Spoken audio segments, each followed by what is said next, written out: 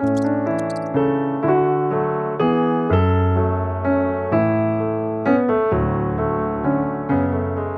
buenas a todas, ¿qué tal? Hoy nos acompaña todo un referente en psicología y, sobre todo, toda una eminencia en la filosofía conductista, más concretamente en la skinneriana. Comparte un ratito con nosotras Steve Freixet-Baqué, una persona con la que da gusto hablar, que ya no es que destaque solo por su gran conocimiento, sino por su amabilidad y gentileza. Y desde aquí, un pequeño matiz, un pequeño paréntesis. Steve, no nos olvidamos de lo de Lyon. Acabaremos yendo. Acuérdate. Con Steve hemos hablado de multitud de cuestiones, como conductismo y marxismo, psicoanálisis en Francia, las figuras de Piron y Pierre Naville, el vínculo del psicoanálisis con la izquierda, el saber y la belleza del fenómeno, el futuro de la psicología y mucho más. Una charla en la que Steve nos cuenta cómo a veces se siente aislado por ser conductista y sentir que su entorno no comprende o comparte algunas de sus concepciones. Cómo ha tenido que camuflarse y mimetizarse con el ambiente para hacer frente a tal pesadumbre, a semejante desazón. También hablamos acerca del narcisismo antropocentrista que caracteriza al ser humano y cómo éste tiende a arrogarse un trono en el universo que no le pertenece. Cómo la humanidad aún no es adulta, impidiéndole tal inmadurez asumir el absurdo y verse como entes especiales y ornamentados, como elegidos. Y es que aún es de gran calado el arraigo de todas esas tradiciones dualistas, idealistas y místicas. Steve considera que el conductismo habrá de librar la batalla final, despojar a la humanidad del puesto que detenta y al que se aferra con uñas y dientes desde hace muchos siglos. Ya atravesamos épocas donde se evidenció que la Tierra era esférica, que el Sol no giraba alrededor de nosotros, que no éramos tan importantes, que éramos meros animales, etc. Y la última batalla, según Steve, la ha de jugar el conductismo. El conductismo ha de hacer frente, ha de derrocar el último bastión. Sin más, solo deciros que podéis apoyar el canal mediante donaciones en Patreon o PayPal. Tenéis los pasos por la descripción. De verdad nos es de enorme ayuda. Y ya sí, al lío.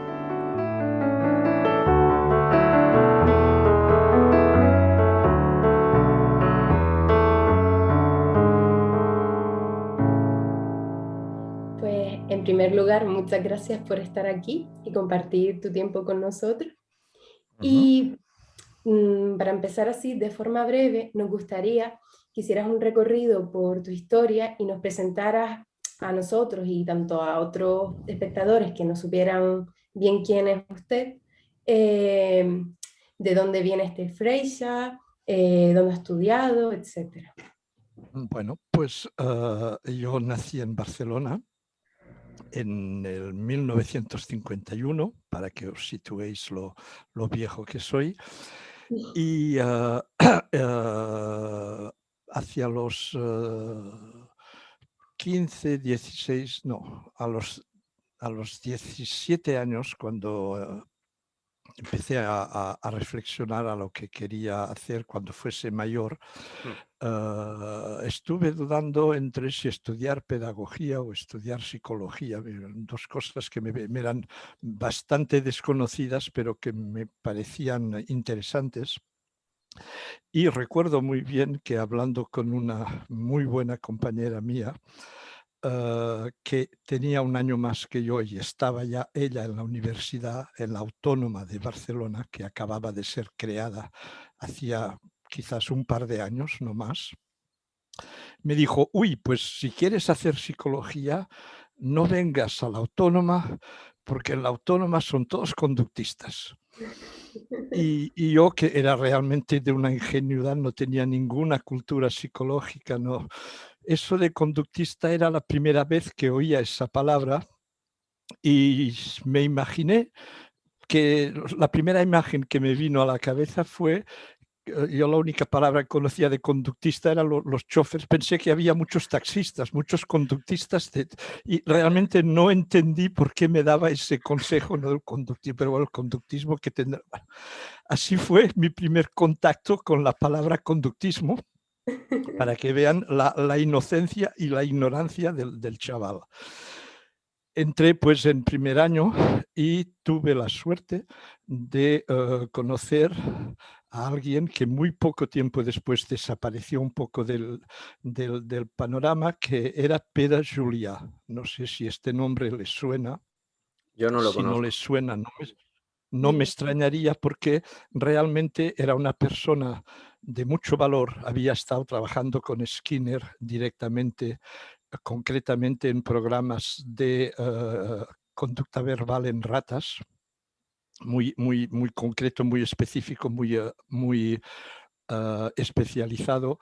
Tenía una personalidad rarísima, como más tarde me he dado cuenta que es frecuente entre grandes figuras conductistas, y seguramente por eso yo nunca he sido una gran figura conductista, porque soy bastante normalito, o sea, no ni muy inteligente, como lo hay que lo son. Hay gente que tiene un cráneo privilegiado que a mí me deja...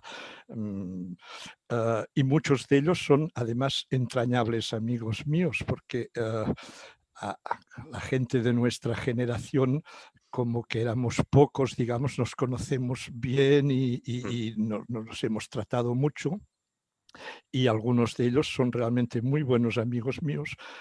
Uh, pero bueno, hay gente rara, hay gente especial. Total, este hombre desapareció con su esposa, que también estaba en análisis de la conducta, un tiempo en Mallorca, y luego desaparecieron del mapa. Pero si ustedes buscan en el GIAP de esos años, de los años 70, pueden encontrar algún artículo bastante bueno de Pere Julià. Para justo a nivel de historia o de curiosidad se lo recomiendo. Y fue un shock, o sea, realmente lo que nos presentó como iniciación al análisis experimental, al conductismo, me pareció genial, y me aboqué directamente a ello. Además, ayudado por muy rápidamente la llegada de Ramón Vallès a la Autónoma, que fue también otro elemento decisivo, con su gran humanidad, su gran pedagogía, su afabilidad. Nos entendimos muy bien de entrada. Fue mi maestro, yo lo reivindico como mi maestro. Él algunas veces dice que yo soy uno de sus alumnos preferidos. Todo ese tipo de intercambio de ¿cómo se dice? De cumplimientos, o Sí, llamadle de como halagos. queráis, de halagos. Y es cierto que al principio, por ejemplo, cuando yo empecé a viajar y a ser invitado en América Latina, la gente me presentaba como: este es un alumno de Ramón Vallès, y entonces todo el mundo, o sea, únicamente era el pasaporte, ¿no? Y realmente yo se lo debo prácticamente todo a estas dos personas que me formaron al conductismo. Y también no quisiera ser desagradecido a otras personas que no eran estrictamente conductistas, pero que en aquellos años 70 tuvieron el gran mérito de crear el famoso, mítico y añorado laboratorio de conducta, el laboratorio de conducta de la Universidad de Barcelona, a la cabeza del cual estaba Luis García Sevilla, supongo que el nombre le suena, estaba Adolf Tubeña, estaba Adriana Garau, y esa gente también me aprendió el oficio, y son ellos los que yo siempre he reconocido como maestros. Y bueno, allí hice mis estudios.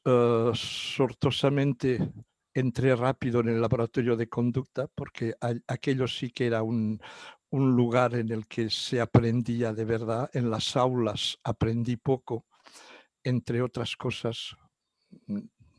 Una parte porque teníamos profesores, algunos muy malos, y otra parte porque era la época en que la universidad servía para hacer asambleas, para hacer huelgas y manifestaciones justificadas, porque la época era muy dura. Hace pocos días hemos conmemorado, no se puede decir celebrado, conmemorado el 40 aniversario del asesinato de Puig-Antich.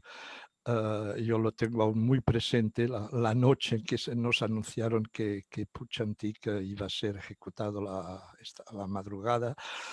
Eran épocas que se prestaban poco a decir yo me dedico a estudiar y lo que pasa alrededor no me preocupa. La universidad era un bullicio de agitación. Había la policía secreta dentro, bueno, era un ambiente muy particular, pero que no era propicio a una docencia y a un aprendizaje serio. Y si yo no hubiese entrado en el laboratorio de conducta, hubiese salido al cabo de 5 años sin saber prácticamente nada de nada. O sea, yo soy un puro producto del laboratorio de conducta. Al terminar la carrera, la tesina, como que entre tanto me había enamorado de una francesa. Decidimos que en vez de que ella se instalase en Barcelona, de que yo me instalase en Francia. Y así fue como en el año 75, al terminar la carrera, me fui a Francia. Y ahí fue un periodo muy difícil porque Francia descubrí que era la patria del psicoanálisis y Sí, sobre eso luego te preguntaremos. bueno, realmente quedé sorprendidísimo de la diferencia que había entre mi Cataluña natal y la gran y mítica Francia que todos teníamos en la cabeza como la Meca, ¿no? La Meca. Allí hice mi tesis en la Sorbona bajo la dirección del profesor Pichot, Pierre Pichot, y al terminar la tesis, pues prácticamente mi carrera se había acabado allí, o sea, no tenía yo prácticamente ninguna posibilidad de integrar la universidad francesa. Los tiempos eran muy duros ya para los franceses que habían seguido todo el curso universitario en Francia con directores de tesis que les habían seguido desde el principio y tal. Un extranjerito, por mucho que hubiese hecho su tesis en la Sorbona, como tantos, la hacen y luego se vuelven a su país con el prestigio de tener una tesis de la Sorbona y ahí se acaba la historia. Yo no pensaba volver a mi país, puesto que a nivel familiar habíamos acordado instalarnos en Francia. Y bueno, fueron unos años muy difíciles.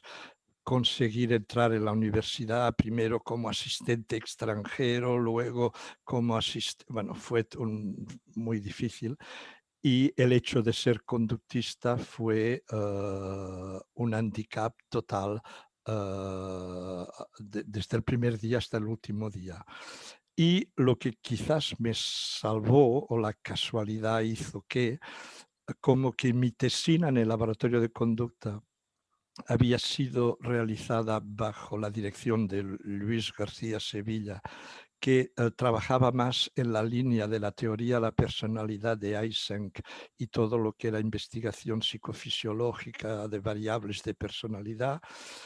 Tuve la suerte de poder entrar en un laboratorio de psicofisiología, no de psicología, que me acogió y a cambio me parecía honrado dedicarme a la psicofisiología, puesto que era el sitio que estaba ocupando y es lo que estaba, el sueldo que estaba ganando, y es eso que me permitía comprarle los zapatos a mi hijo. O sea, estuve muchos años ejerciendo de psicofisiólogo, haciendo trabajos experimentales interesantes para el mundo de la psicofisiología, pero sin ninguna relevancia para nuestro ámbito, y escribiendo de escondido y por las noches, y aparte casi con seudónimo, casi, alguna cosita sobre... Lo del seudónimo no va de broma. Había había imaginado publicar algo bajo seudónimo, incluso me había ya buscado el seudónimo. O sea que, ¿Y nos los y dirías o eso ya? sí, sí, sí, era una manera de afrancisar mi Sí. nombre. Esteban se había transformado en Etienne, hasta aquí es normal. Ah, la Baquet lo había puesto como segundo nombre de pila y se había transformado en Benito, Etienne Benoit, y Freixa, que en catalán quiere decir fresno, el árbol, se había transformado en Etienne Benoit Dufresne. Me había puesto incluso la partícula de nobiliaria de Dufresne, y Etienne Benoit Dufresne sonaba muy bien. La verdad es una No, increíble. no llegué, no llegué a tener que utilizarlo porque entre tanto y después de muchas tentativas y muchas decepciones y de ver que gente con currículums muy pequeños, pero que estaban ahí de toda la vida, iban ocupando los lugares a medida que iban saliendo las plazas a concurso, y que al final conseguí una plaza fija, primero claro, de profesor ayudante, y al cabo de unos años más, una de catedrático, que ya me permitió ejercer sin tener que esconderme y poder dedicarme más a mis amores iniciales. Este es el resumen. Bueno, resumen no, porque es muy largo, pero bueno, Una introducción. la Y, introducción. y entonces, claro, prácticamente has dedicado toda tu vida académica, bueno, la has desarrollado en Francia. Te queríamos Sí. preguntar por la situación de la psicología allí. Si pudieras describirnos cómo es el panorama, qué tipo de asignaturas, grosso modo, se ven allí en la carrera, así más o menos sintetizando, y por qué se da al Sí. final esa semejante supremacía de protopsicologías como es el psicoanálisis. ¿Cuáles son las raíces histórico-culturales que han llevado a que la concepción psicoanalítica acabe impregnando todo ápice de sociedad, de cultura, siendo así Francia, pues como dices en uno de tus artículos, o como dice uno de los autores a los que citas, la meca de este paradigma, la meca del Sí. psicoanálisis? Realmente, repito, fue una gran sorpresa para mí. Y yo en un artículo que escribí para la revista latinoamericana de psicología, decía que cuando yo llegué a París pensaba que, bueno, así en plan de broma, ¿no? Que por el quartier latin, el barrio latino de los estudiantes, que ahí todo el mundo iba recitando el manifiesto de Watson por las calles, y que aquello iba a ser. Y bueno, recuerdo que me precipité a la más importante librería universitaria del Boulevard Saint-Michel para ver todo lo que podía comprar, todo lo que nunca había podido tener en mi país, y que un poco como en aquellos años la gente se precipitaba a pasar los Pirineos para ir a ver el último tango de París, la película de con Marlon Brando, que estaba censurada en España, evidentemente, y la gente, pues yo pensaba que ahí iba a poder acceder a una cultura bibliográfica de psicología que no tenía en España. Y recuerdo que no podía creérmelo. Había estanterías enteras de libros sobre psicoanálisis infantil, sobre todo tipo de psicoeducación de tal, y había un manual de psicología experimental de no sé cuántos años viejo, y nada más. O sea, una cosa que en cualquier país latinoamericano de tercer mundo, cualquier librería tiene más buena literatura que la que tiene en Francia. Entonces, las razones son múltiples, son evidentemente históricas. Creo que las analicé en un artículo que está por ahí en mi blog, entre otros. Para sintetizarlo, hay razones puramente históricas, es decir, que en Francia la psicología entró por las manos de la medicina, y no como en otros países con la psicofísica o con la fisiología. Durante muchos años en Francia, cuando aún no había una carrera específica de psicología, los psicólogos se formaban haciendo una doble formación de medicina y filosofía. Y las dos juntas daban el título de psicología. Entonces, las figuras importantes de la psicología experimental, la mayor parte de ellas anglosajonas, no penetran en Francia porque Francia tiene una especie de aversión a lo que es anglosajón, porque lo considera materialista, utilitarista, antihumano, yanqui, imperialista, y va subiendo imperialista, fascista, y puedes ir subiendo todos los istas que quieres. Este es uno de los motivos. Y el otro es el gran impacto del mayo del 68 de figuras como Lacan, como Marcuse y todos esos pensadores que influenciaron totalmente una generación entera de franceses. Hay que imaginar que para un francés normal el psicoanálisis es el no va más, es decir, es la cosa más potente, es lo que te revela los secretos más profundos a los que la mayor parte de la gente no tiene acceso, y que gracias al psicoanálisis tú consigues entender y comprender el mundo. Es una panvisión, o sea, con ello se analiza todo. Todas las críticas literarias de cine, de novela, de lo que sea, se hacen con referencia psicoanalítica. Una exposición de arquitectura, pues va a ser con referencias psicoanalíticas. El psicoanálisis forma parte del ADN de la inteligencia francesa.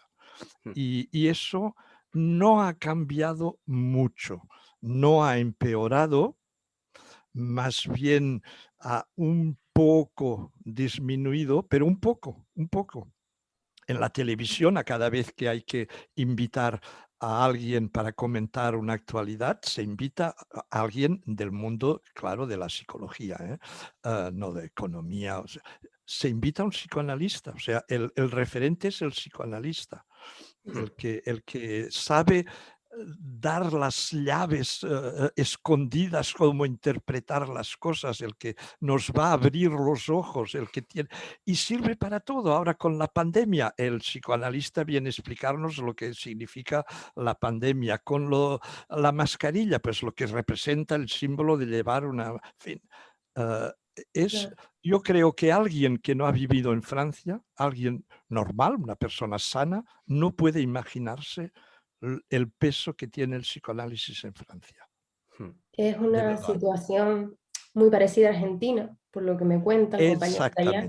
Exactamente. Y nos gustaría preguntarte si, aun siendo Francia una de las capitales más importantes del psicoanálisis junto a Argentina, ¿prevés que en el futuro estas figuras o este modelo de pensamiento pueda declinar en las facultades de psicología? ¿Por qué la gente no aprende psicología? Porque la psicología se enseña mal. ¡Punto! Yo he aprendido de todas las ramas de la psicología: conductismo, cognitivismo, interconductismo, y con un simple método fácil, muy eficaz.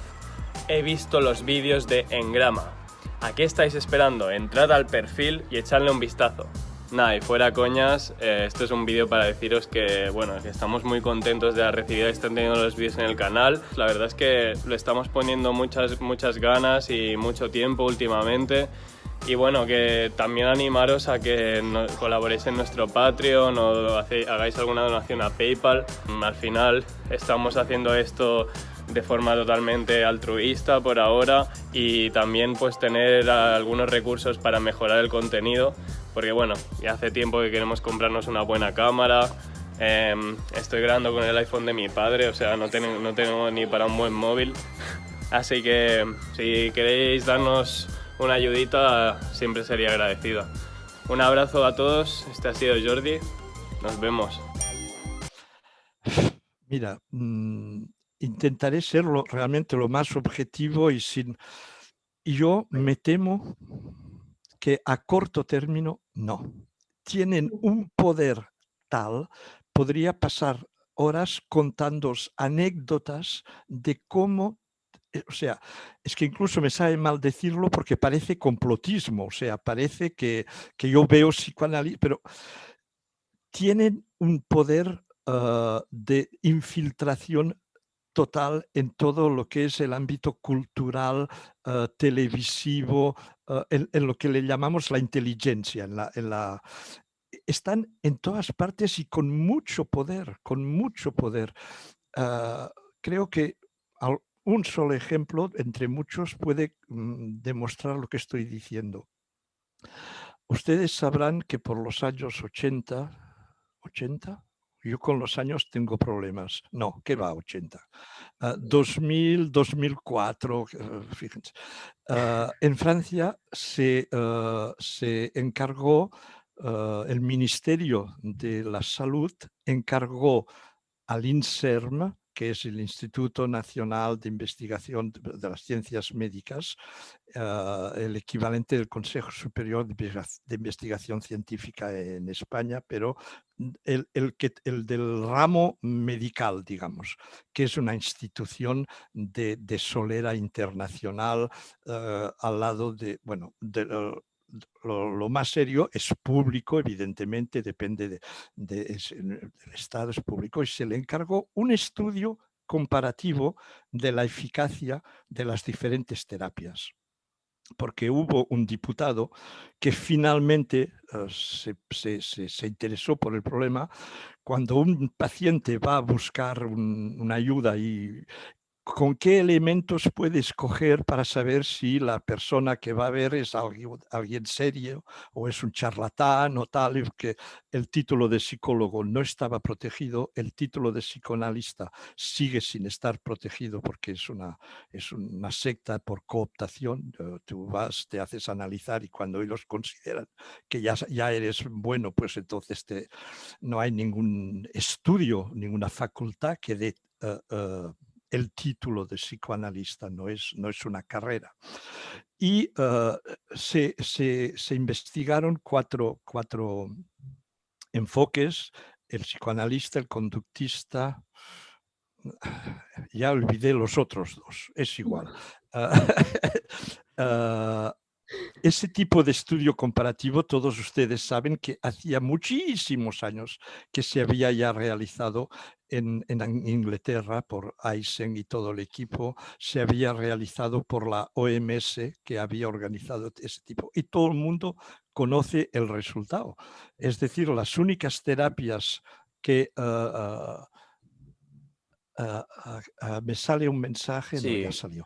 Las únicas terapias que son más eficaces que el placebo son las terapias conductistas, y todas las demás, psicoanálisis incluso, hacen algo, o sea, el resultado no es cero, pero es el mismo que el placebo. Ese tipo de estudios es conocidísimo.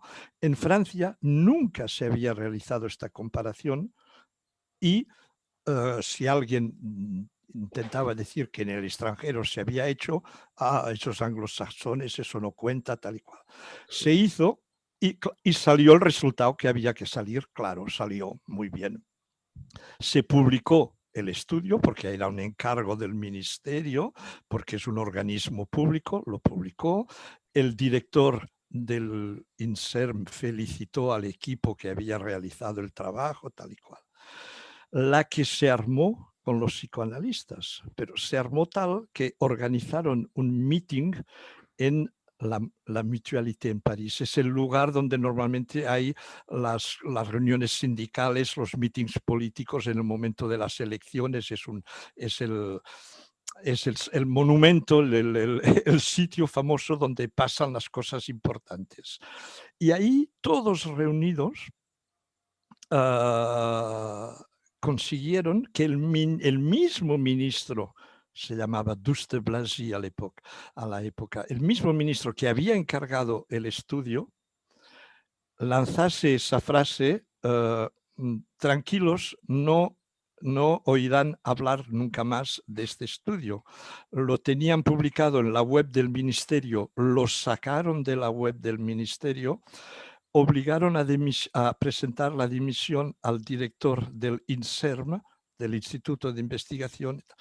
Eso lo consiguió el lobbying de los psicoanalistas en los años 2000 y pico. Es un ejemplo entre muchísimos. Tienen un poder inmenso, inmenso. Sobre el autismo no hablemos porque la manera como en Francia se trata el problema del autismo a base de la teoría psicoanalítica de la madre abandonada, es como para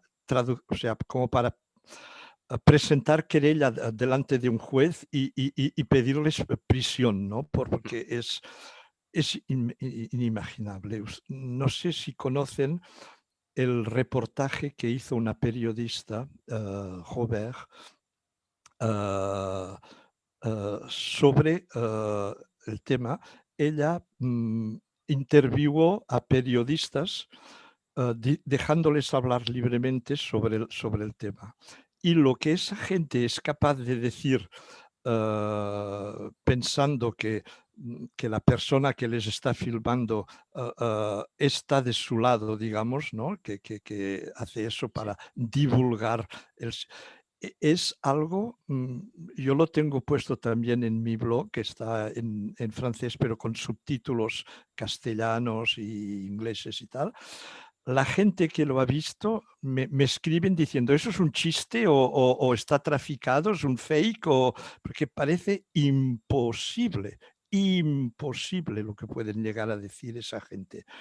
A tal punto ese reportaje de Sophie Robert tuvo impacto que los psicoanalistas interviewados le hicieron un proceso que perdió en primera instancia y lo ganó en ¿cómo se llama? Cuando se apela, cuando se recurre o... Se recurre y lo ganó en el recurso.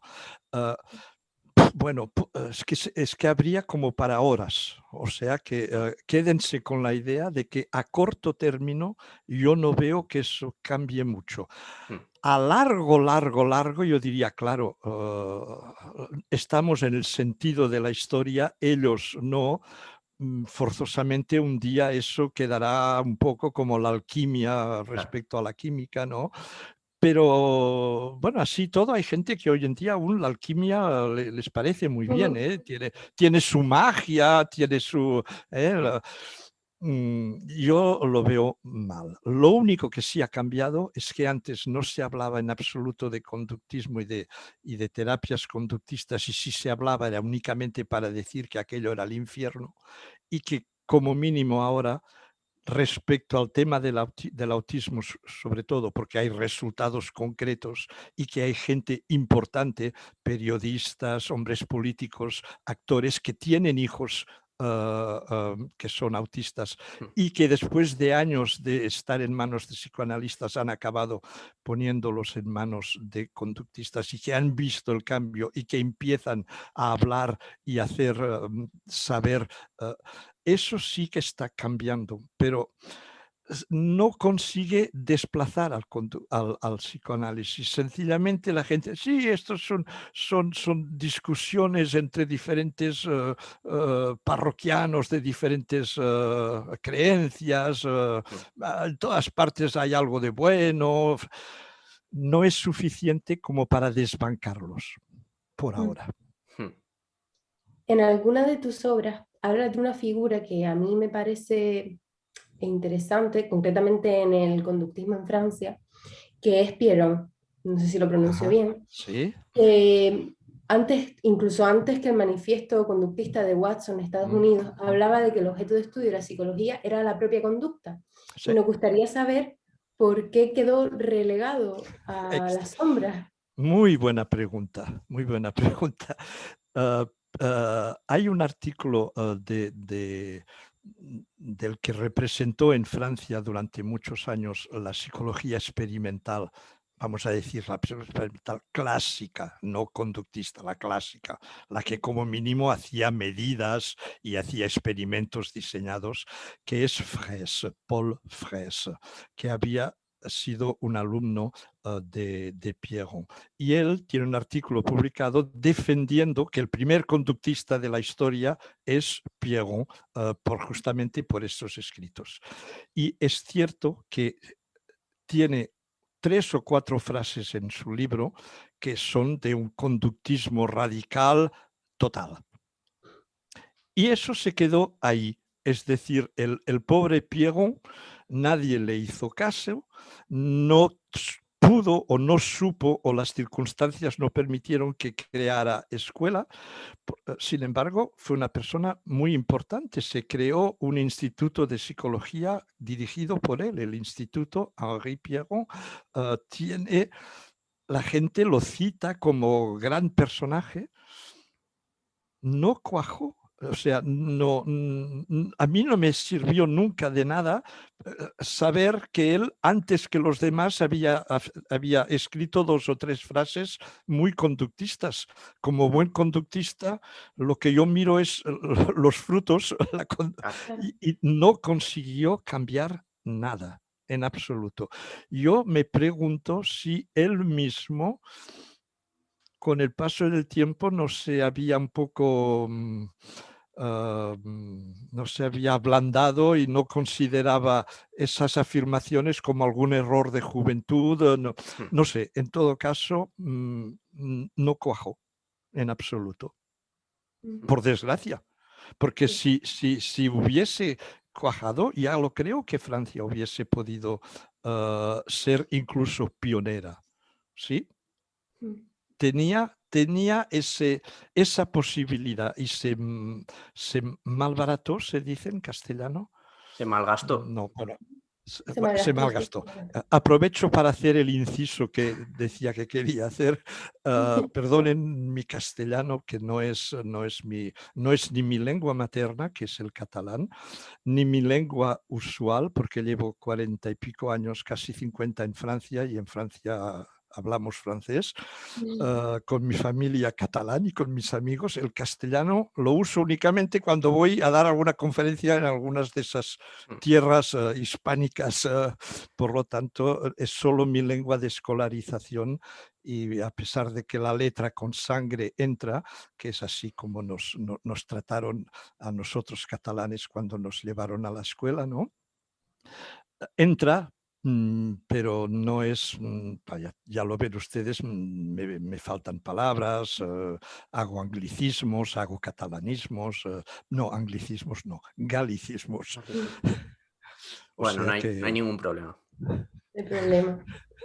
Vimos hasta la entrevista con Santiago Benjumea que pensaba en francés y me llamó la atención cómo influye el contexto. Pues bueno, siguiendo con Francia, nos gustaría saber cómo es la investigación científica allí, la calidad en la academia y el tema de las financiaciones y tal. Mira, en psicología la calidad es muy mala. Es muy mala. Si ustedes rastrean la literatura internacional y encuentran y buscan cosas publicadas por franceses, verán que hay poquísimas cosas. Poquísimas, porque no tienen nivel, excepto en algún tema concreto de neurociencias, de neurociencia cognitiva, en alguna cosilla, pero la investigación francesa en psicología no tiene nivel, pero no lo saben y están convencidos de lo contrario, de que ellos son muy buenos y que son los anglosajones que, bueno, que hacen cosas que no tienen ningún interés, tal y cual. Y de ahí no les saques. Y sobre todo no se lo vayas a decir tú, extranjerito, porque evidentemente, ¿quién eres tú para venir a... tú que estás comiendo el pan de los franceses? Pues, no, realmente no hay nivel. En cambio, hay cantidad de otros campos en los que Francia es primerísima potencia. Yo no estoy diciendo que Francia, Francia es un país magnífico en muchísimos campos. Por desgracia, hay dos terrenos en los que uno es la psicología y otro es el problema de los nacionalismos. Eso de la República una indivisible son como los de Madrid, vaya. Bueno, dejemos el paréntesis. Y siguiendo con el tema de la investigación, Sí. nos gustaría preguntarte si considera algún tema de actual importancia que se tenga que estudiar en el análisis de conducta o investigar más sobre ello. Ahí sí que me pillas, porque llevo tiempo. Vosotros sabréis que cuando me retiré, decidí retirarme realmente. O sea, corté, contrariamente a mucha gente que no sabe, que si no continúa leyendo, escribiendo, yo consideré que hay un tiempo para cada cosa y que primero eres pequeño y estudias porque tienes que aprender, luego tienes que trabajar para devolver a la sociedad lo que te ha dado, lo haces lo mejor que puedes, y que luego llega un momento en que lo que hay que hacer es vivir, porque hemos trabajado para poder vivir y no hemos vivido para trabajar. Esta es mi filosofía. Tanto corté mucho, no estoy al corriente de las novedades, etcétera, etcétera. Lo que a mí siempre me ha parecido importante, pero no sé si eso es un tema de investigación o no, es buscar las maneras para que el conductismo llegue de manera práctica a la calle. Es decir, cómo en vez de estar buscando... Yo a veces cuando leía artículos en el GIAB decía muy bien, pero es que eso no interesa a nadie, saber si has cambiado un tiempo de... Me gustaría una investigación más, casi diría yo, práctica, más sobre temas de cómo ayudar a la gente, o sea, dejar de fumar, todo lo que tenga rápidamente una traducción en la vida de la gente. Cosas muy técnicas y a mí no me parecen importantes, pero en eso puedo estar totalmente equivocado. En eso no pretendo que mi opinión sea preponderante. Claro, que al final hay que acercar un poco todo ese conductismo hacia una divulgación más popular, más cercana, que se pueda extrapolar a temas mundanos, digamos. Exacto. Y eso no quiere decir diluirla, ni mucho Claro. menos. La divulgación tiene que ser de un nivel de exigencia muy alta.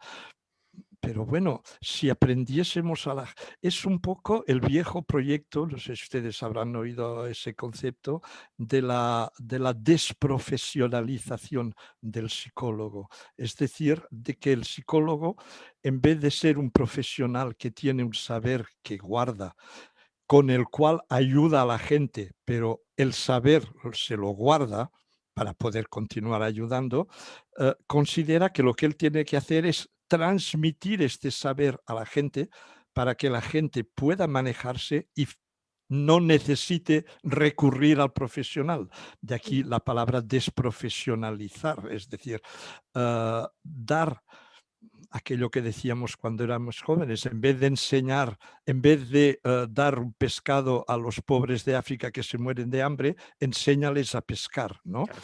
Pues yo creo que eso sería lo más importante, el traducir en programas, en estrategias, en divulgación de conocimientos, ese saber que tenemos y que nos permite manejarnos en la vida a todos los niveles, a nivel de pareja. Yo había hecho terapia de parejas, es un mundo en el que hay 50.000 cosas importantes que hacer, en las relaciones de los padres con los hijos, en la relación escolar en las aulas. Dios sabe si hay problemas que se podría... En problemas carcerales, en la política. Yo formaba parte de la Asociación Francesa de Psicología Política, porque los políticos, a su manera, a su manera, tienen el mismo objetivo que nosotros, que es transformar la sociedad, instaurando leyes que castigan ciertas conductas y premian otras. Hay 50.000 ámbitos en el que es decir, no veo un ámbito en el que el conductismo no tenga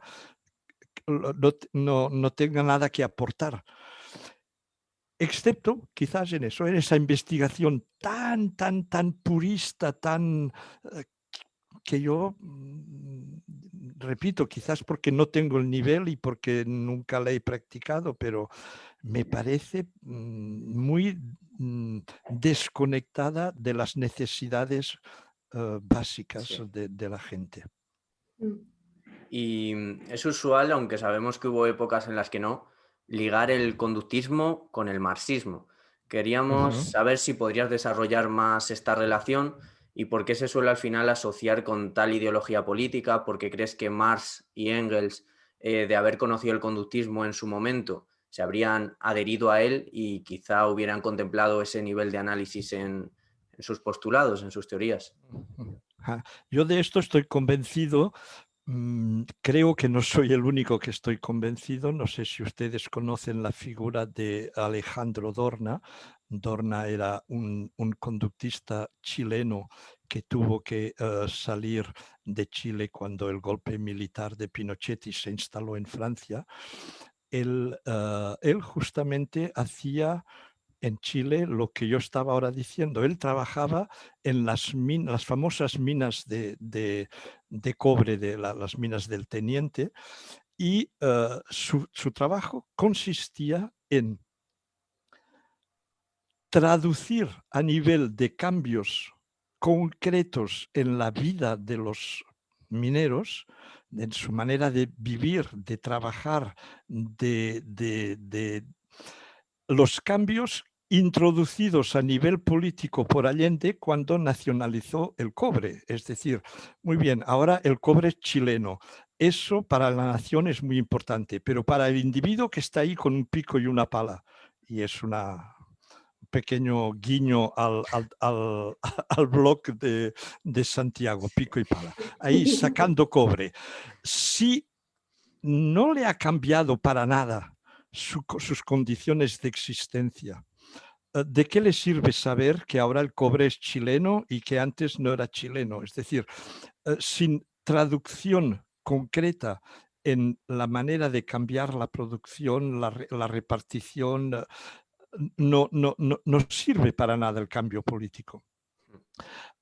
Dorna fue quizás el primero que me inició a esta confluencia con el marxismo, diciendo, es que fíjate que el proyecto de Marx y Engels era justamente el mismo que el de Skinner, es decir, no se trata de comprender el mundo, se trata de transformarlo, es decir, no se trata de hacer teorías, se trata de instaurar las contingencias. Ellos aplicaron el materialismo y no el idealismo como punto de partida, dialéctico, que es lo que en otros términos nosotros llamamos operante, es decir, que hay una conducta, la conducta tiene unas consecuencias sobre la propia conducta y la conducta futura, es algo que no es lineal, pero que es con podríamos llamarle también una dialéctica entre la conducta y sus consecuencias. Y claro, cuando ellos escribieron sus textos, los conocimientos en psicología eran poquísimos, malísimos y poco fundados, y por tanto no incluyeron la psicología dentro de su campo de análisis. Llegaron hasta la economía, que es lo que les parecía a ellos ser el determinante más importante de las conductas de las personas. Pero siguiendo su misma filosofía de materialismo histórico, materialismo dialéctico, si lo prolongamos a lo que sabemos hoy en día, eso es el conductismo. O sea, para mí está clarísimo. Y la otra gran figura que lo tenía más que claro era, del que yo he hablado mucho en mi blog, era Pierre Naville, que era un gran teórico del marxismo, pero de los que saben, de los que se lo han leído de la primera línea hasta la última, lo tienen toda, o sea, un gran intelectual y el único que realmente en Francia era conductista. Lo que pasa es que nunca no tenía formación de psicología, nunca ejerció como psicólogo, sino como sociólogo. Es muy conocido y muy respetado como sociólogo, pero cuando hablaba de psicología, bueno, la gente, sí, ya sabemos que Nabil tiene sus pequeñas manías, bueno, sí, él mira el conductismo, pero nadie se lo tomaba en serio. Yo tuve el gran privilegio de conocerle personalmente, de entrar en su círculo íntimo, de ser un amigo suyo y habíamos pasado tardes enteras en su casa discutiendo de todos estos temas y de hecho tiene un libro para mí primordial que se llama Psicología, Marxismo y Materialismo que les recomiendo. Yo conseguí que se tradujera al castellano y está editado en Trillas en México, en el que esa filiación queda para mí perfectamente demostrada. Ya sé que hoy en día el marxismo está muy mal visto, que se asocia a su traducción política marxista-leninista con todos los grandes defectos que todos sabemos que tuvo, pero filosóficamente, epistemológicamente hablando, sigo pensando que lo que más se acercaba al conductismo era la conceptualización marxista de la sociedad y del ser humano.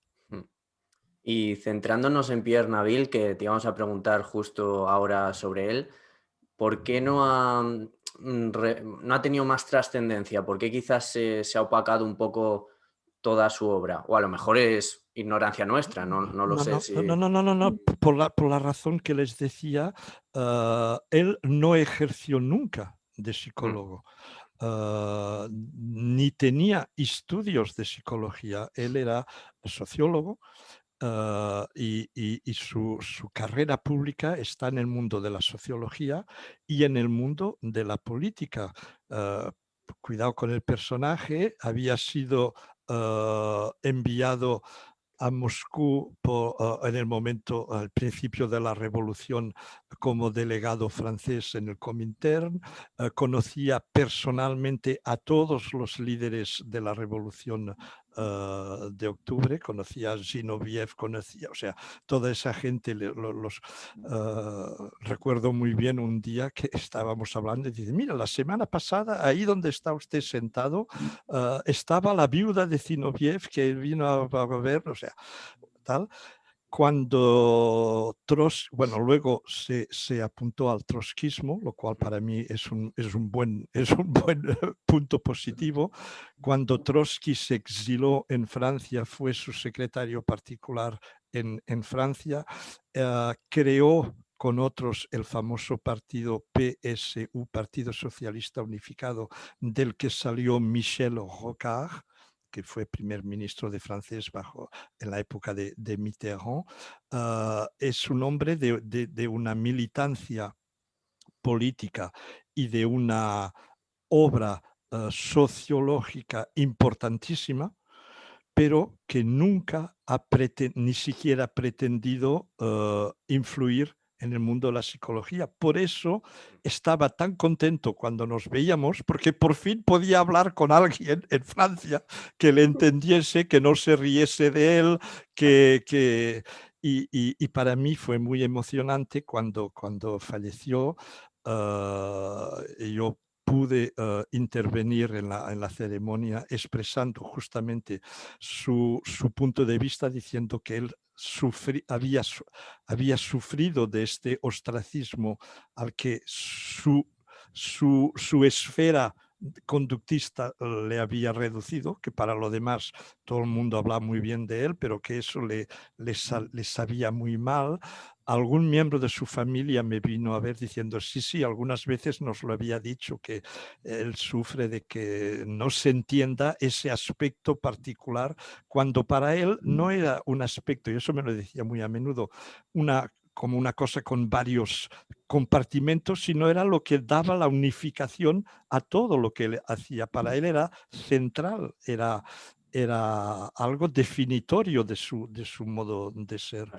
Y ese personaje realmente es extraordinario. Es uno de esos que hay uno en cada siglo y es realmente de mis mayores orgullos es de haber sido, de haber estado en su esfera íntima.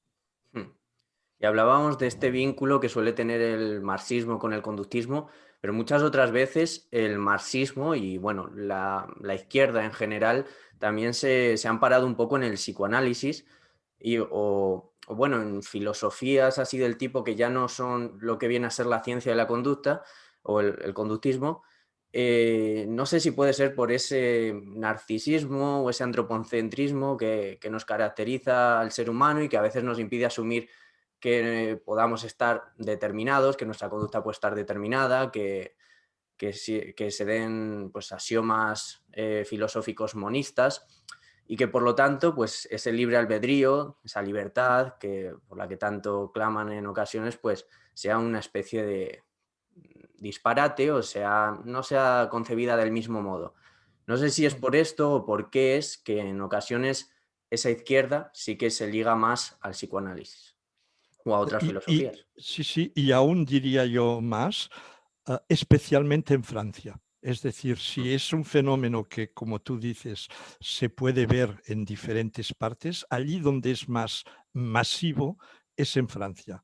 En Francia las cartas están cruzadas, es decir, la gente de izquierdas es toda psicoanalista y los críticos del psicoanálisis muy a menudo, no todos, pero muy a menudo eran gente de derechas, lo cual era una muy buena excusa para desprestigiarlos. Y el golpe fatal les fue causado cuando el filósofo Michel Onfray, que es no solo muy conocido y muy respetado, pero clasificado totalmente ya no a izquierdas, prácticamente ya como anarquismo, o sea, realmente que no se puede en ningún modo insinuar que tendría algo que ver con la derecha, escribió su libro Choc sobre Freud y contra Freud, y eso fue el terremoto total. O sea, porque hasta entonces los pocos libros que en esos últimos años habían logrado ser publicados críticos del conductismo, se les acusaba a todos de derechas y de antisemitas, que ese es el gran anatema. A la que tú criticas Freud, eres antisemita, por definición, porque Freud era judío. Y entonces es una ecuación muy sencilla. Freud es judío, tú criticas a Freud, tú eres antisemita. Y eso ya te quita toda credibilidad. Cuando te dicen, no, pero es que es un antisemita. Bueno, entonces ya no, lo que pueda decir o escribir ya no. Y habían salido libros excelentísimos en los años 2000, entre 2010 y entre 2000 y 2015. Algunos excelentísimos habían sido todos enviados a las hegemonías del infierno.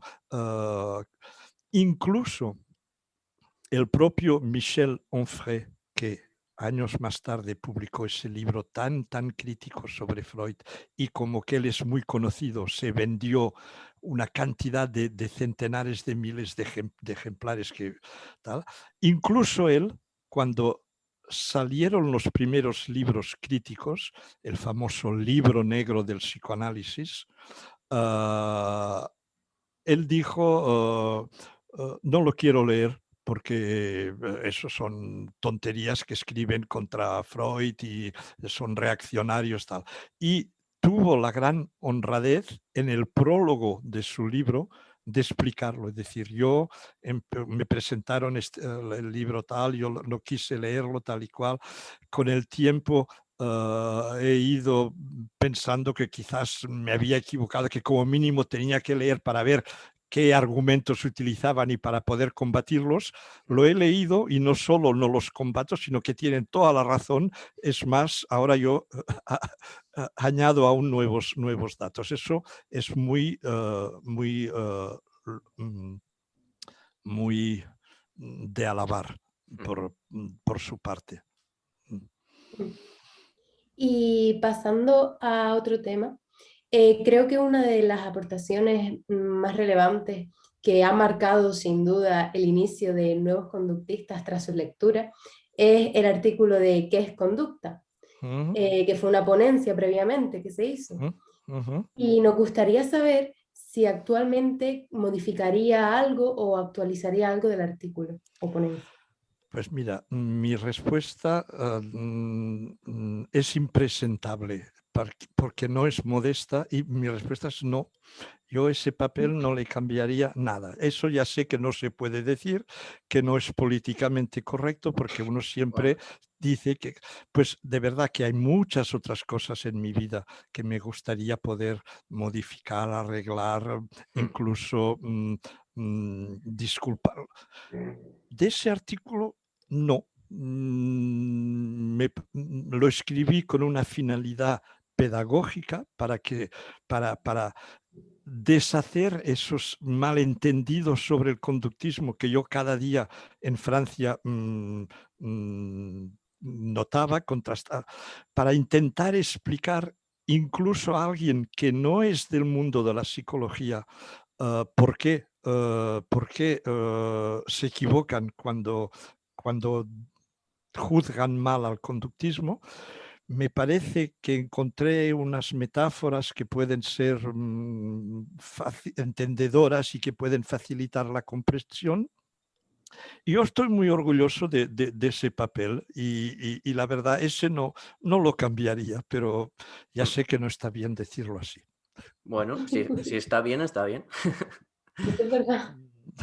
Y Soy sincero, me parece que hoy en día aún tiene su valor pedagógico.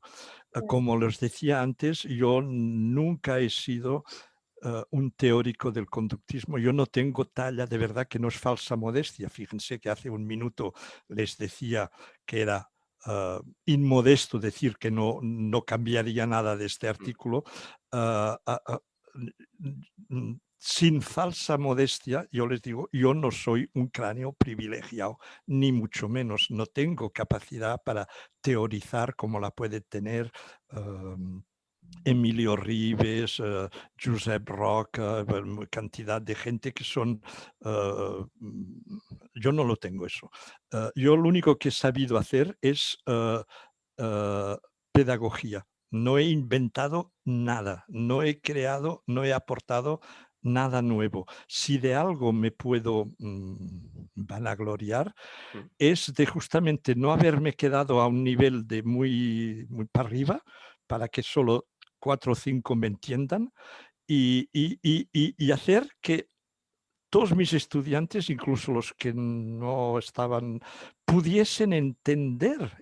O sea, yo siempre me he definido más bien como pedagogo que como científico.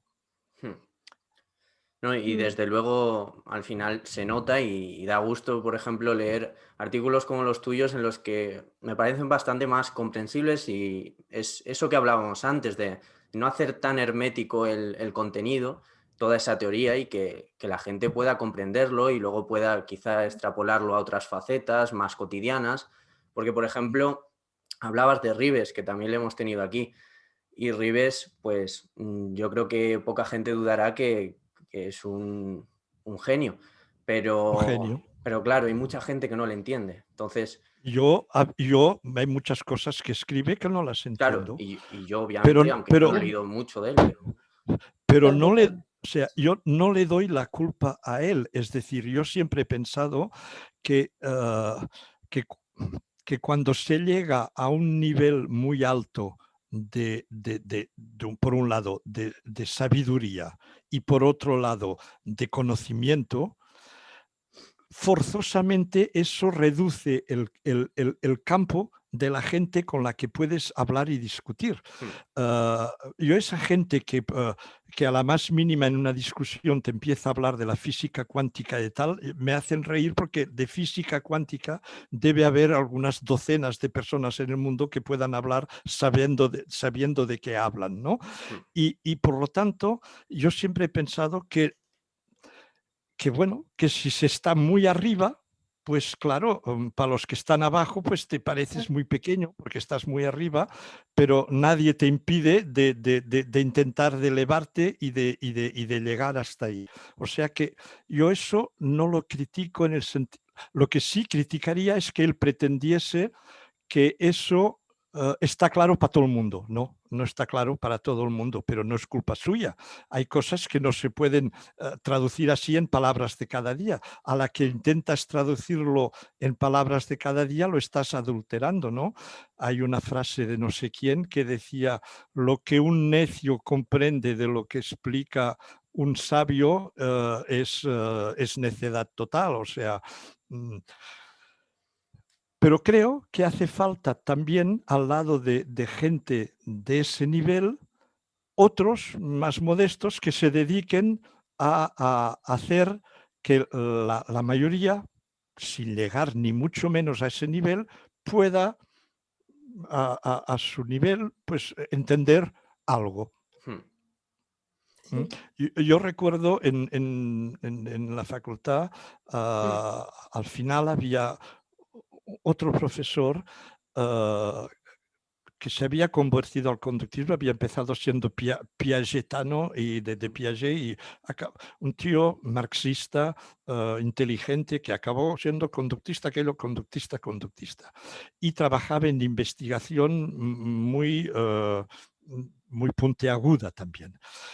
El problema es que solo servía para la gente de doctorado. Es decir, si en primer año, segundo año, gente como yo, sin saber la cuarta parte de lo que él sabía y tal, no hubiésemos hecho ese trabajo de atraer hacia el conductismo gente que no hubiese venido, no podría él estar con ese núcleo selecto que al final llegó hasta ahí, sobrepasándome a mí, por supuesto. O sea, yo tengo cantidad de antiguos alumnos que cuando los tomé en primer año eran nada y que saben y que han hecho una carrera mucho mejor que la mía. Y estoy muy orgulloso de ello. Es decir, me parece muy bien. Lo que yo puedo decir es que si este compañero hubiese estado solo, pues en sus clases no hubiese habido nadie, porque o sea, Claro, sí, hay sí. que poner los peldaños para poder llegar arriba. Si no, de 0 a 100 nadie puede saltar de golpe. No sé si me Sí, sí, sí. explico. Sí, muy bien. Y en otro de tus artículos, además uno en el cual, justo en la cuestión que voy a tratar yo ahora, haces alusión a Ribes, que dices que explica bien estos términos que te voy a comentar. Hablo del artículo El conocimiento de sí mismo desde la óptica Sí. conductista.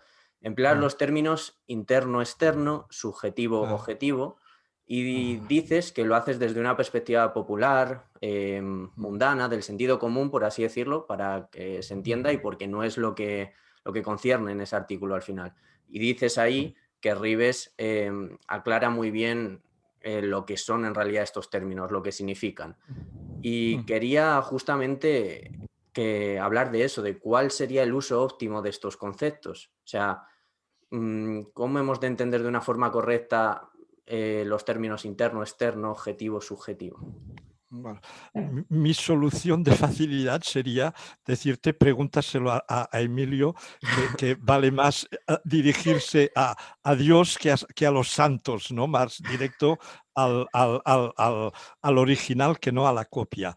Lo que con mi pequeña capacidad de comprensión yo he entendido es que desde un punto de vista del interconductismo, porque Emilio lo que presenta es el interconductismo, desde esta visión global del interconductismo que, vamos a decir, no conceptualiza una frontera o una dualidad entre el ser humano y el entorno, sino que considera que el ser humano está en el entorno dentro. En esa globalización, claro, los términos dentro y fuera, interior, exterior, público, tienen otro enfoque, porque no se trata de dos cosas una frente a la otra, sino una dentro de la otra. Por tanto, todo está dentro, si queremos, y todo está fuera.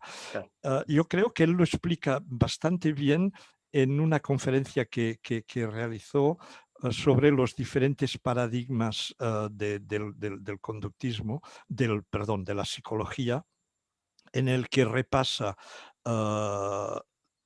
todas las diferentes psicologías que ha habido y que hay, clasificándolas a partir de un criterio de clasificación muy sencillo. El criterio es sencillo, con unos esquemas muy... Y ahí, siguiendo este artículo y su lógica, entiendes que, en efecto, para todas las otras psicologías, el conductismo radical de Skinner incluidas, según Rives, hay una oposición entre el ser humano, el individuo, y el entorno, y que solo el interconductismo lo engloba todo y, por lo tanto, elimina el concepto de interno-externo. Pero repito, no siendo yo quien lo ha teorizado, no siendo yo en absoluto especialista de interconductismo y habiendo muchas cosas que yo no entiendo de eso, la palabra exacta sería: yo intuyo lo que él quiere decir y creo que tiene razón, pero yo no sabría explicarlo como lo que yo sí que entiendo bien. Lo que yo entiendo bien te lo puedo explicar con 1000 ejemplos, lo que solo intuyo de sí, creo que ya, sí, me parece, sí, debe ser, pero que no lo domino, ahí soy muy malo. Lo cual te honra también decirlo de ese modo, porque mucha gente lo que hace es hacer ver que lo entiende o hacer alarde de que lo ha entendido y bueno, aparentar al final más. Y está muy bien que alguien que para mucha gente es referencia, como eres tú, pues muestres esa humildad en este No, pero aspecto. de verdad quisiera que quedase claro que no es una postura, no es un papel de jugar al humilde, No. porque como te decía antes, es políticamente. No, fíjate que antes te he dado un ejemplo de que no es una postura, ¿cómo decir?, sistemática. Me preguntaste por el artículo y te dije, no, pues me parece muy bien. Creo que no se trata de ser humilde, se trata de ser lúcido. Yo creo que conozco totalmente mis límites, los conozco perfectamente. Yo sé, nunca he tenido sensación de tener una inteligencia particular, en absoluto. Por tanto, hay cosas que se me escapan, algunas quizás porque no he tenido la suerte de que un buen maestro me las explique, otras quizás porque los que las explican, como decíamos antes, les explican en un lenguaje para especialistas al que cuesta llegar. Claro. Y repito que no es una crítica, porque cuando estás a un cierto nivel, pues vale. Por lo que sea, porque mi formación fue skinneriana y no cantoriana, no fue de interconductista, y hay cosas que no sé o que no entiendo. Y entonces, pues lo más sencillo es decirlo, es que yo eso no lo entiendo, yo eso no lo sé. No es jugar, es ser lúcido. Y os puedo decir mis virtudes o cualidades de divulgador, de pedagogo, cuando yo daba clases era todo un número, porque antes de ser psicólogo yo había sido actor y tengo los recursos de escena y siempre me ha gustado. Yo hubiese podido ser abogado o cura o político, o sea, convencer, argumentar.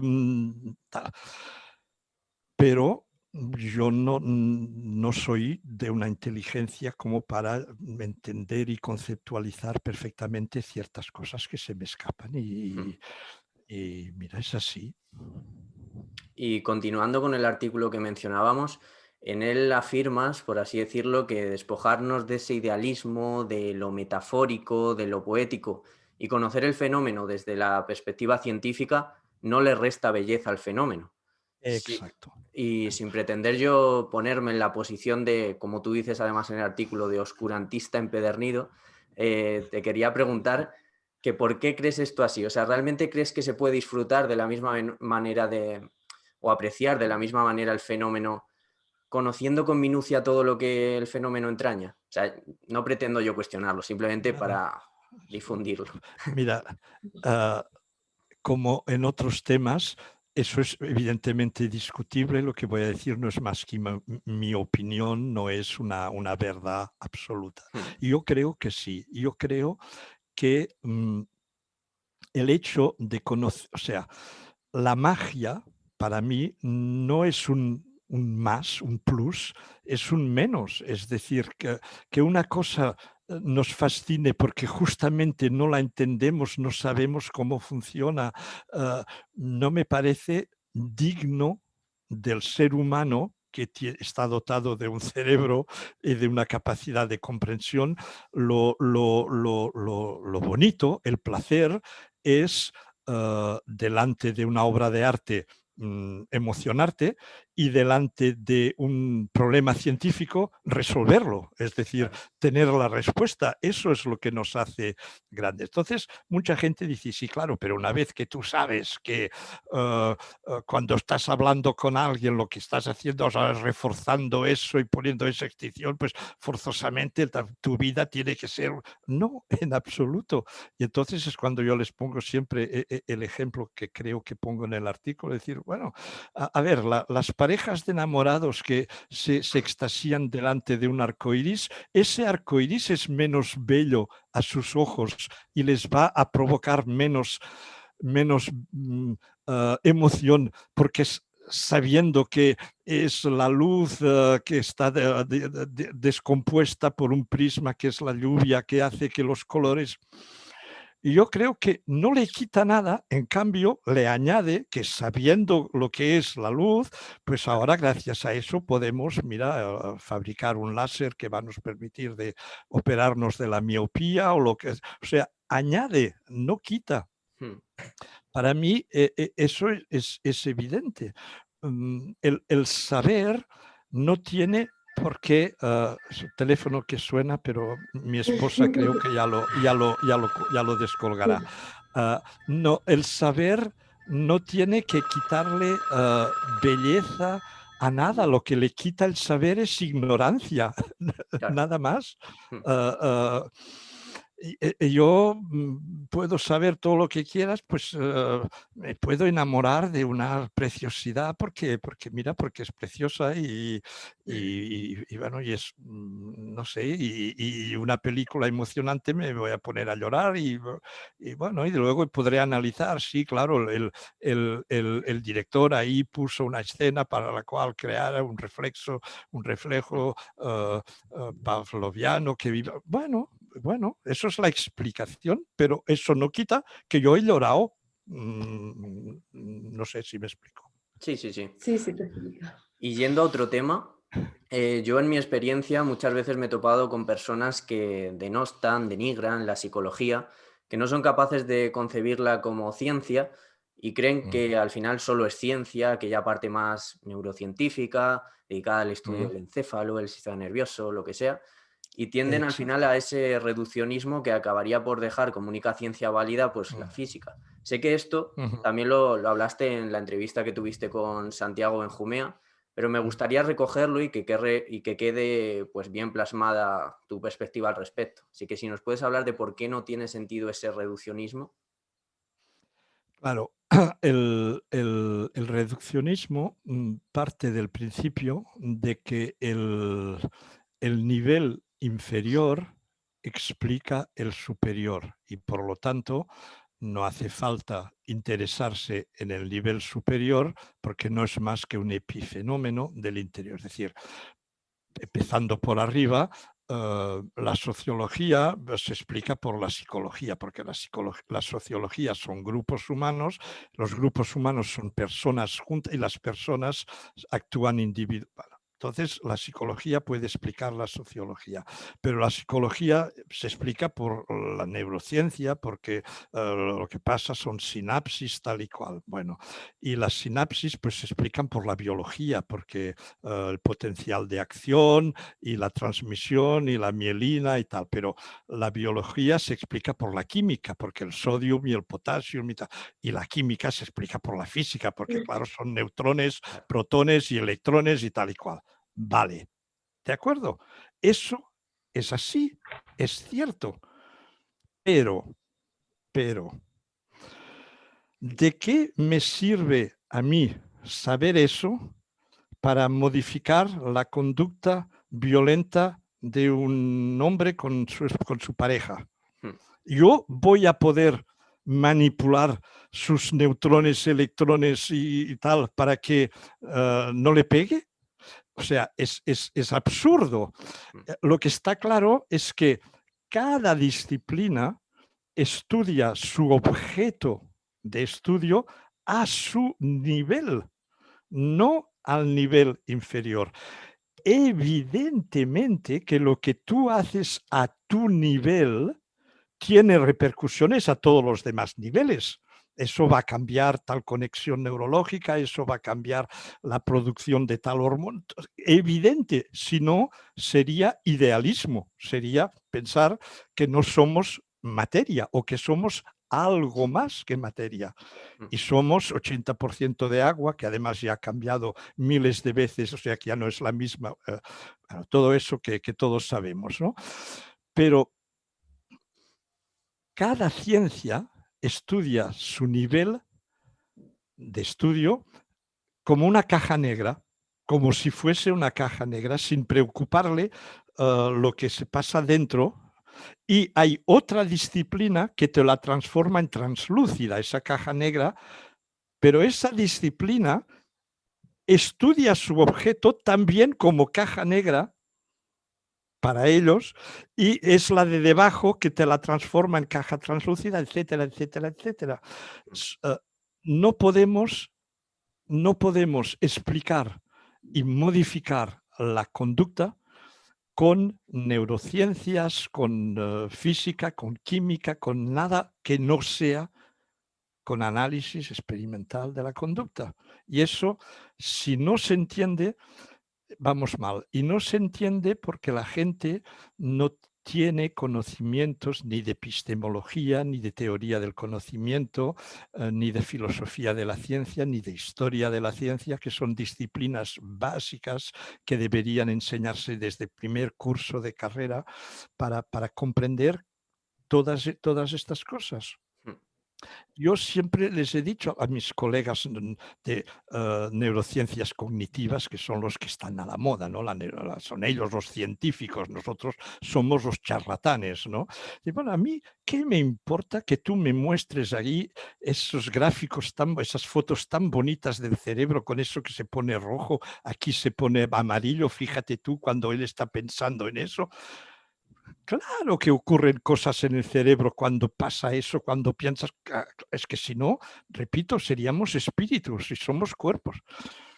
Pero es que yo no puedo modificar la conducta de la gente actuando, imagínate en una consulta tener que poner, es que es imposible, es que además no la modificaría la conducta, porque eso no es más que el subproducto, el sustrato. No. Vaya. No Claro, sé y si al final depende mucho de quién te toque en la carrera, quién te dé ciertas asignaturas, porque o no conoces el conductismo nunca y solo te presentan las neurociencias y ves eso como lo más coherente de todo. Y al final no tienes otra salida. Y hablando un poco de eso, nos gustaría saber cómo concibes tú la psicología en el futuro, hacia dónde itinera, si crees que se van a emancipar ciertas vertientes o se seguirá haciendo referencia a un eclecticismo tanto teórico como práctico? Mira, yo suelo ser pesimista en ese tema. Y como todos los pesimistas dicen, todos los pesimistas dirán que ellos no son pesimistas, ellos son realistas, que son los optimistas los que no ven las cosas objetivamente. Yo no sé si me equivoco o no, porque no soy adivino. Lo que yo siempre he pensado, y creo que hice una conferencia una vez cuyo título era "El conductismo lo tiene muy negro", es que el conductismo es anti-intuitivo y compite con otras conceptualizaciones, con otras psicologías, con otras ideologías que son intuitivas. Y el anti-intuitismo mete siglos en triunfar, porque va contra lo que el sentido común, digamos, nos enseña.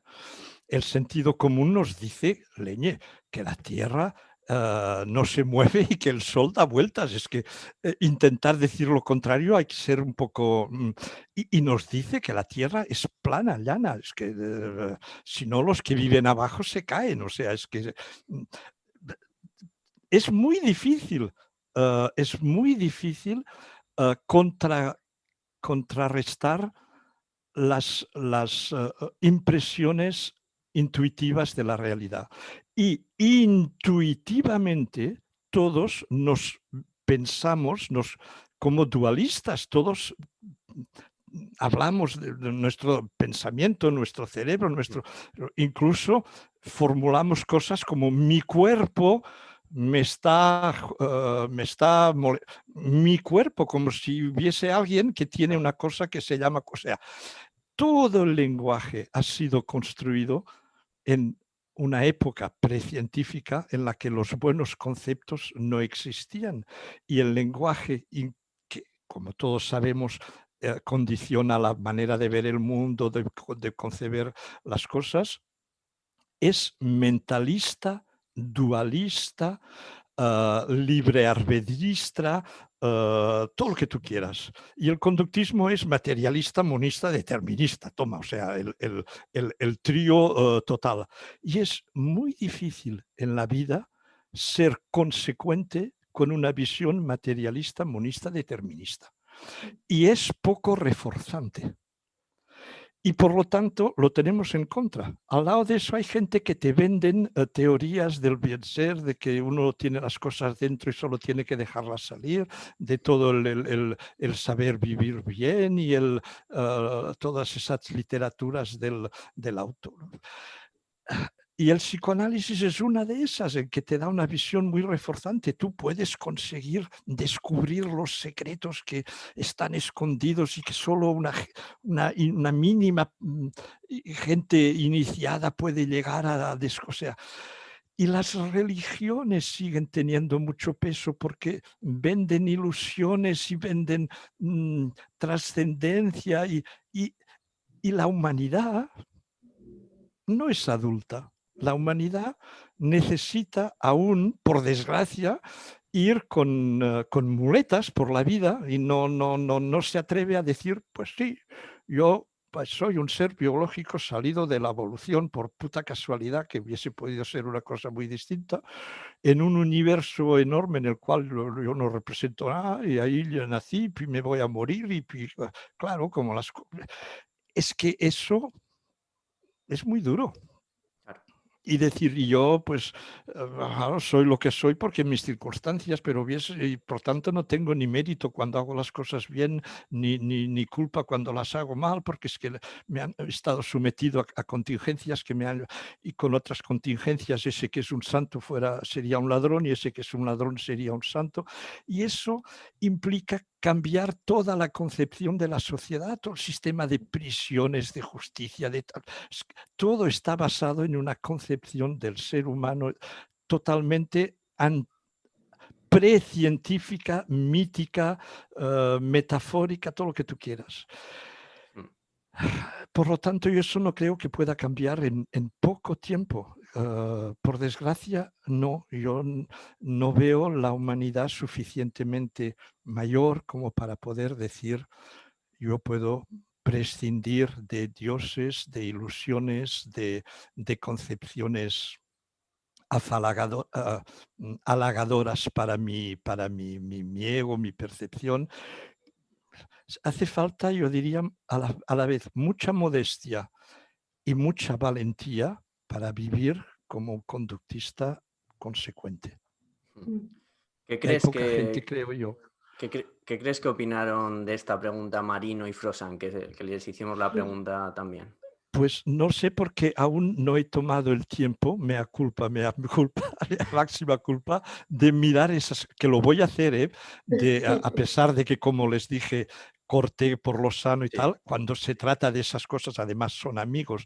Yo tengo una admiración por Marino cuando creo que eras tú o alguien decías que, claro, después de hablar con él uno descubre todo lo que no sabe, que es uno es totalmente de acuerdo. Marino es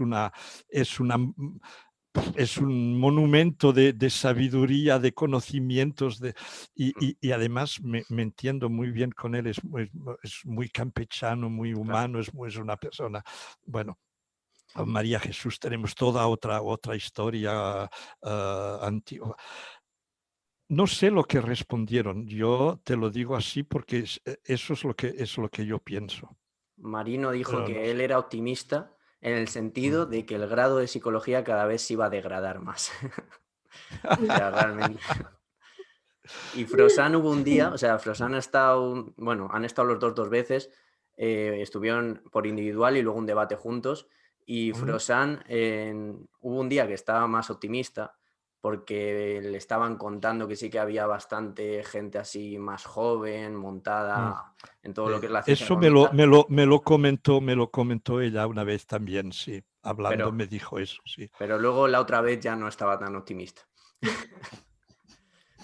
No, mira, yo volvería a lo que te decía antes, a muy largo plazo, pero muy largo plazo, yo creo que, claro, la historia tiene un sentido y poco a poco, si tú miras hacia atrás de dónde venimos y qué concepciones teníamos, pues hemos ido mejorando y, por lo tanto, como que, entre comitas, tenemos razón y estamos en lo cierto y tal, acabará imponiéndose porque funciona, guste o no guste, puramente porque funciona. Pero como que eso tiene que vencer tantas resistencias, eso es para, yo qué sé, yo no me atrevo a decir si decenios, siglos, ni idea. Yo siempre decía a mis estudiantes, fíjense que en la historia de la humanidad, cada vez que el materialismo tal ha ganado una batalla, por ejemplo, la batalla de los planetas. Resulta que la Tierra no es el centro del mundo y que tal es... Bueno, es muy grave porque antes todo el mundo estaba convencido y que las bóvedas celestes y la armonía tal era la armonía de Dios. Pues muy bien. Bueno, de acuerdo, ya es duro ya eso de que no somos el centro del universo y que somos ahí un pequeño... Pero bueno, eso solo la Tierra, pero bueno, nosotros, cuidado macho, que nosotros somos gente muy... Vale. Luego viene Claude Bernard y todos los fisiólogos y nos dicen, oye, pues somos animales, tú, que la fisiología del caballo y tal es la misma. ¿Cómo? Eso no puede ser, pues sí, que sí. Bueno, si insistes, pero eso es el cuerpo, pero cuidado, bueno. Luego no, quizás antes, me estoy equivocando, con la química, ¿no? La famosa distinción entre la química orgánica y la química inorgánica, ¿no? Claro, el ácido sulfúrico, pues muy bien, tú haces H4 tal, y te fabricas sulfúrico, ¿no? Pero eso es química de la materia. Pero bueno, el ácido úrico que fabricamos nosotros, eso tú no puedes fabricarlo en laboratorio porque aunque tú sepas la fórmula y tal, le va a faltar el elan vital que decían los franceses, ¿no?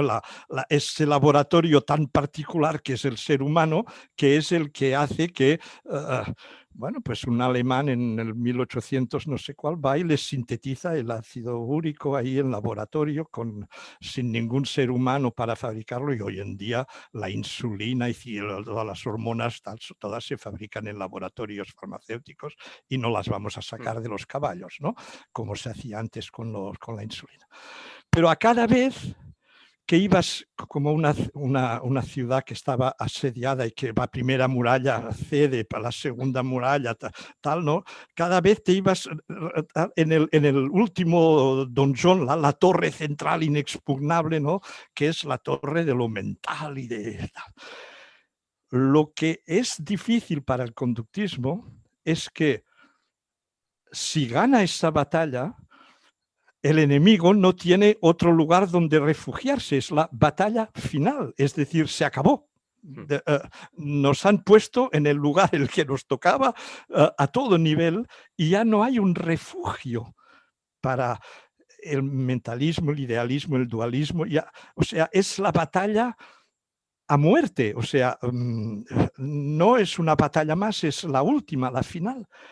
Y claro, es que antes de rendirse,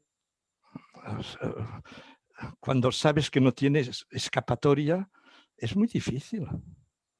Para mí es mucho más difícil que lo que hizo Copérnico, que lo que hizo Darwin, que lo que hizo Claude Bernard. Para mí es mucho más difícil porque es definitivo. Y ya para concluir, y de manera un poco más amena, pues nos gusta preguntar vivencias o anécdotas a todos nuestros invitados o invitadas que pasan. Y nos gustaría preguntarle por un suceso anecdótico o algo que quisiera comentar acerca de su vida o sus experiencias relacionadas con la psicología. Bueno, aparte de lo del conductismo y de los taxis que ya les conté al principio, ¿no? Aparte de eso, una anécdota, a ver, ¿qué anécdota podría contarles yo? Puede ser eso, como docente, con algún otro autor de la psicología, lo que, vamos, si se te ocurre algo, si no, no pasa nada. Es una pregunta muy puntual y ahora cuesta un poco. No, intento encontrar algo que corresponda a lo que me pedís.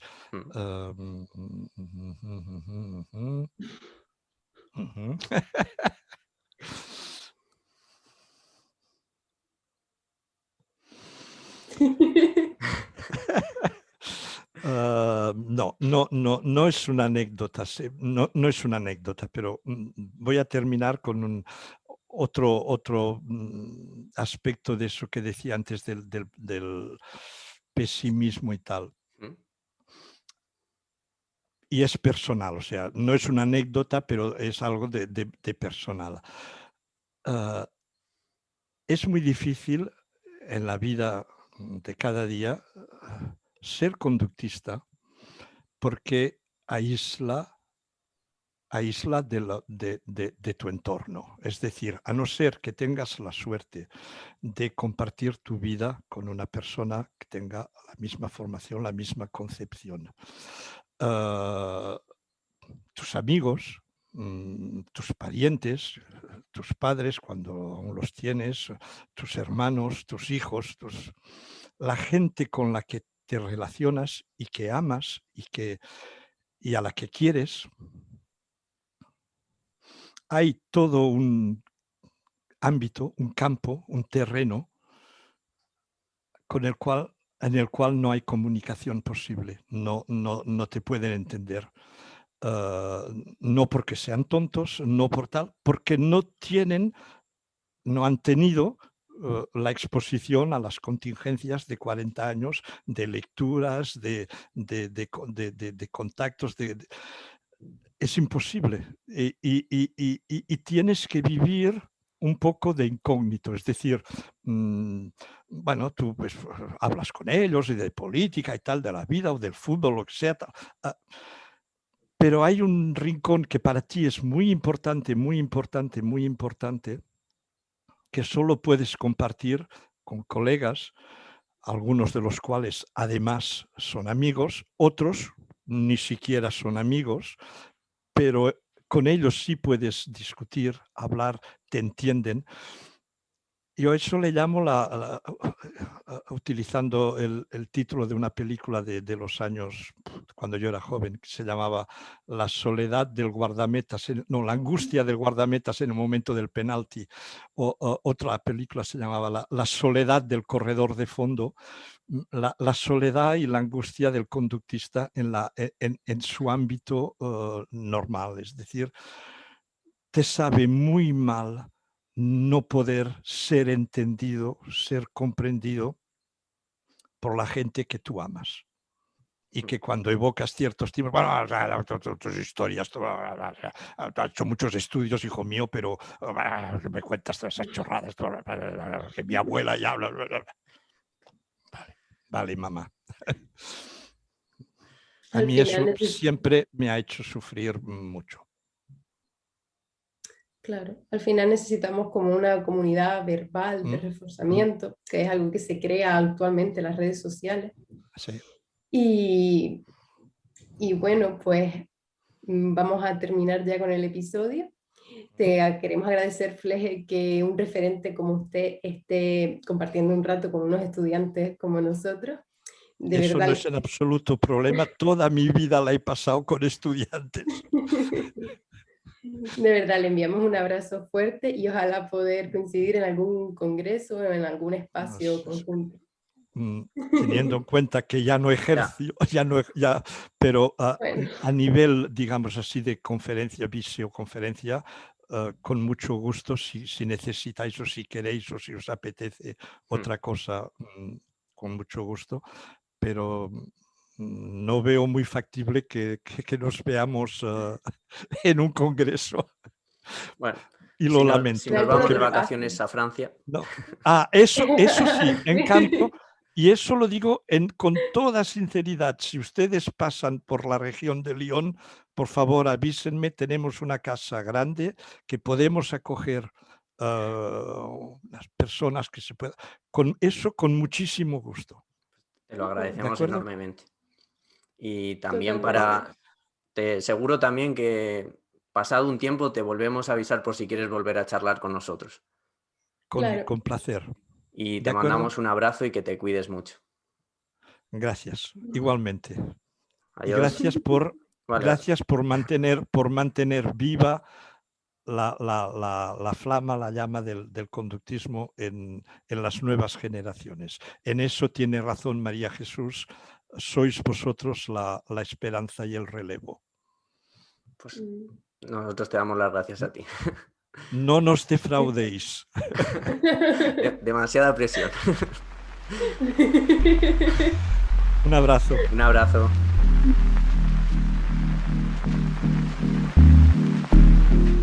Buenas, me llamo Jordi y soy el editor de vídeo del programa. No sé si nunca llegáis a las despedidas, pero bueno, que sepáis que siempre tengo guardado este espacio para no caer en el olvido, ya que no suelo participar en los programas y muchos no me conocéis. La verdad es que nunca sé qué decir llegados a este punto, pero ya lo sabéis todos, que nos sigáis en redes para participar en nuestros fabulosos debates tuiteros e instagrameros, que dejéis una propinita en Patreon o PayPal si valoráis este contenido y que paséis muy buen San Jordi, aunque allí donde estéis no lo celebréis o ni siquiera sepáis qué es mi santo. Y se celebra en Cataluña el 23 de abril y se regalan libros y rosas y es muy bonito. Así que nada, un abrazo enorme, preciosos, preciosas, podéis ir en paz. Ni que todo fuera misa, niña.